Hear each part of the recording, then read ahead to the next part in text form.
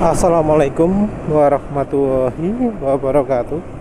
Jadi kali ini penulis mau bahas soal info dari ChatGPT.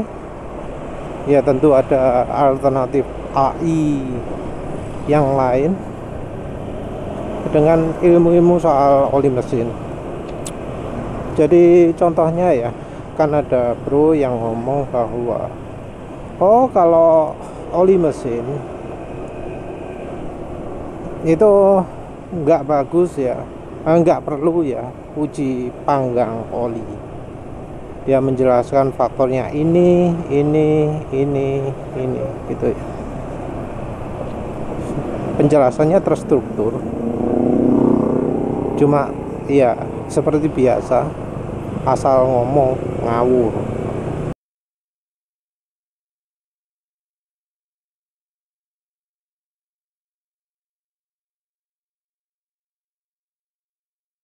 Ngomong nggak ada standarnya, pengujian oli standar itu nggak pakai katanya. Terus diomongkan juga bahwa uji panggang oli itu adalah uji apa ya, yang banyak dilakukan oleh pengamat otomotif atau mekanik. Omong kosong itu, omong kosong. Coba kasih contoh channel mana, mekanik siapa, pengamat otomotif mana yang kalau review oli ya, itu pakai uji pemanasan. Yang melakukan uji pemanasan itu cuma sales oli ya, oli merek tertentu, pengen olinya baik itu diuji pemanasan. Tapi misal mereview oli Vastron, review oli Shell, review oli ADNOC, berapa channel ya, siapalah channel mana lah yang melakukan uji pemanasan juga. Jadi si bro nya itu jelas ngomong kosong, tapi kemudian ngomong bahwa uji pemanasan itu tidak menjadi salah satu bagian uji oli standar. Nah itu juga omong kosong, karena kalau kita lihat dokumennya API itu jelas bahwa uji pemanasan merupakan salah satu syarat kelulusan dari uji API. Jadi kalau nggak lakukan uji pemanasan ya nggak lulus. Ada pro yang komen juga ya, itu jangan-jangan buat komentarnya pakai ChatGPT ya. Kenapa kok? Karena kok terstruktur begitu. Ya penulis pun penasaran. Penulis coba tanya ke ChatGPT, dan apa yang terjadi? Ya ternyata ChatGPT itu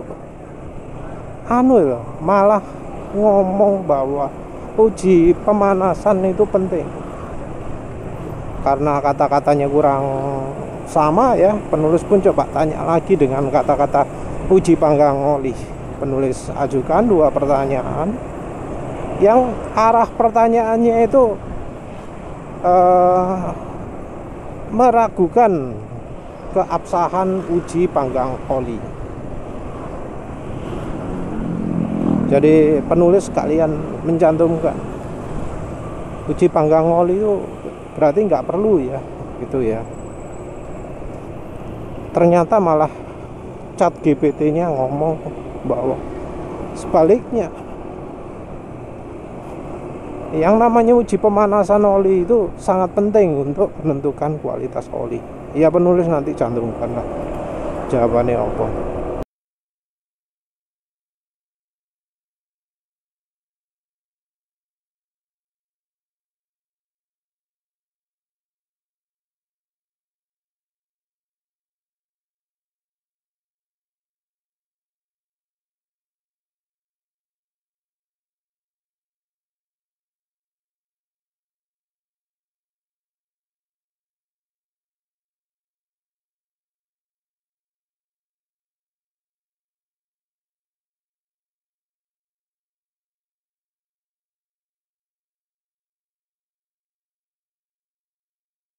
ChatGPT itu jawabnya seperti itu. Nah penulis jadi ingat, jadi ingat soal minyak goreng, karena sempat ada orang nganggep pakai minyak goreng itu nggak bagus. Nah, soal minyak goreng ini penulis pernah lihat ya, ada yang protes itu. Oh, memang ChatGPT itu kurang sempurna, nggak bisa dipercaya. Kenapa? Karena dari ChatGPT sendiri ngomong bahwa minyak goreng itu bisa jadi campuran oli mesin. Penulis pun coba ngasih pertanyaan, istilah trick question ya, pertanyaan jebakan. Penulis tanya rasionya berapa minyak goreng yang cocok, rasionya berapa yang cocok untuk campuran oli mesin, terus mereknya apa. Kan pertanyaan jebakan ya itu ya. Kalau memang nggak bisa, pasti diomongi nggak bisa sama ChatGPT-nya. Tapi ternyata ChatGPT-nya itu ngasih rasionya berapa yang cocok. ChatGPT ngomong campuran yang cocok adalah antara 5 sampai 15%.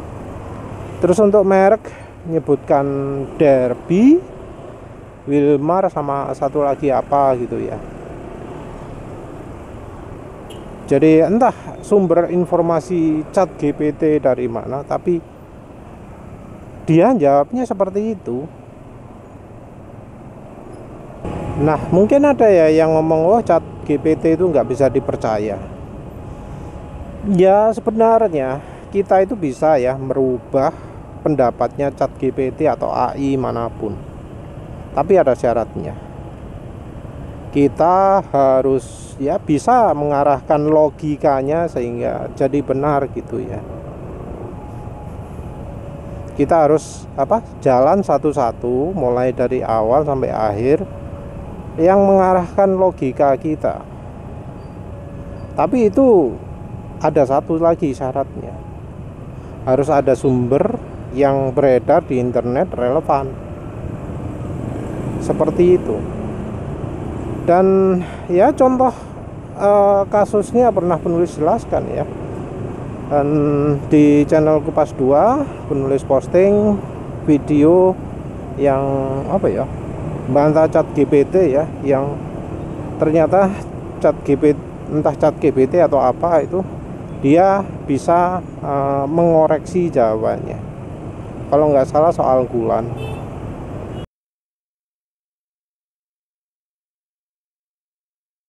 Setelah dikoreksi, dia akhirnya menjawab dengan benar, setuju ya dengan argumentasi penulis.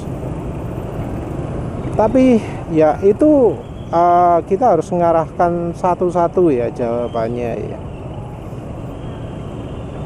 Silahkan lihat sendiri detailnya bagaimana. Tapi itu harus pelan-pelan kita ngomongnya itu.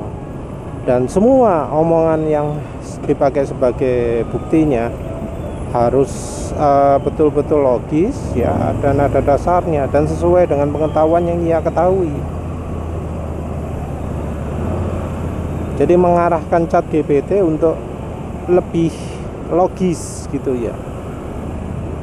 Nah, ini ya untuk yang bantah minyak goreng, penulis ragu mereka bisa kasih informasi yang akurat, cari informasi yang relevan dan spesifik gitu ya. Karena selama ini banyak informasi-informasi yang mereka omongkan itu salah. Jadi orang-orang yang bantah minyak goreng itu sering pakai informasi salah. Contoh, minyak goreng cepat hitam, cepat terurai. Nah, ini agak aneh ya, karena misalnya kalau kita ngomong titik didih, nah titik didih minyak goreng itu berapa? Titik didih oli mesin itu berapa? Penulis kalau soal titik didih ini juga pernah argumentasi ya, karena diomongkan titik didihnya oli mesin itu bisa di atas 300 derajat Celcius. Terus penulis tunjukkan fakta-faktanya ya, kalau nggak salah ada videonya juga. Ini loh, oli ini titik didihnya ini, oli ini titik didihnya ini. Terus Anda kok ngomong gini, kan salah. Terus akhirnya dikoreksi sama ChatGPT-nya. Tapi ya itu tadi, kita harus menggunakan informasi valid yang bisa ditemukan di internet. Kalau Google apa sih AI ini jenenge? AI-nya Google itu juga termasuk yang bisa kita bisa kita arahkan untuk jadi menerima hasil dari search engine-nya Google. Jadi dia bisa adaptif ya. Kalau yang ChatGPT kurang fleksibel menurut penulis. Jadi kadang ngeyel kalau saya ingat penulis gitu ya.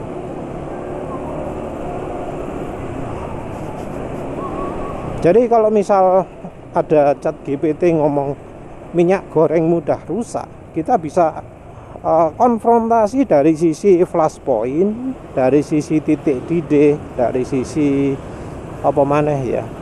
Ya pokoknya dengan oksidasi itu. Kalau dia fleksibel, dia itu bisa menerima fakta yang sudah beredar di internet. Pasti akan bisa belajar. Oh, ternyata ilmu yang benar kayak gini.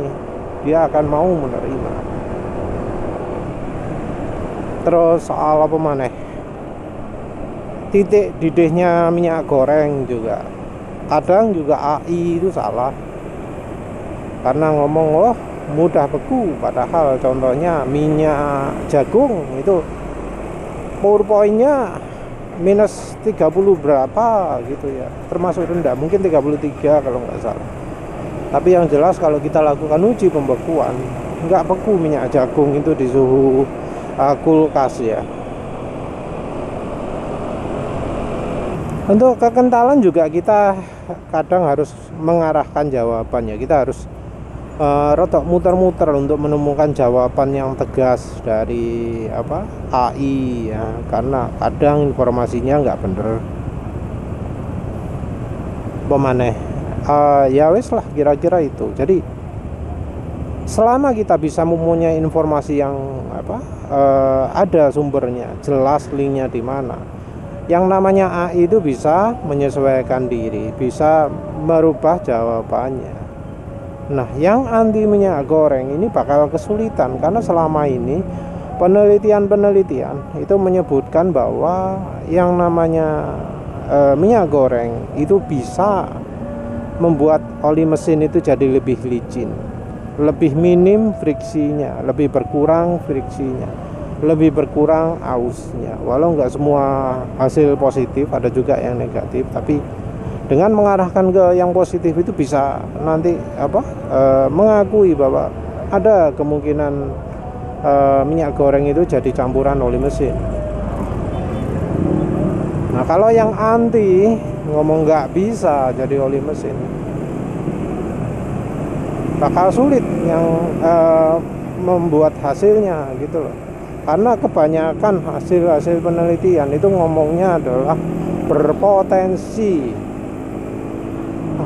punya kemampuan, hanya harus dikembangkan, seperti itu kalau soal minyak goreng. Jadi ya rasanya ChatGPT untuk soal pemakaian minyak goreng di oli mesin itu masih bakal tetap mendukung. Terus untuk uji pemanasan oli juga begitu, dari AI ya bakal tetap mendukung. Jadi nggak seperti omongannya orang Indonesia ya, ngomong ini seakan-akan meyakinkan, padahal salah. Ya silakanlah kalau misalnya ada yang mampu bikin ChatGPT ngomong uji panggang oli nggak penting, minyak goreng sangat tidak cocok jadi campuran oli mesin, ya silahkan posting pertanyaan yang diajukan ke ChatGPT seperti apa. Nanti kita lihat sama-sama apa bener omongannya. Ya wes lah, itu saja. Terima kasih sudah menonton. Assalamualaikum warahmatullahi wabarakatuh.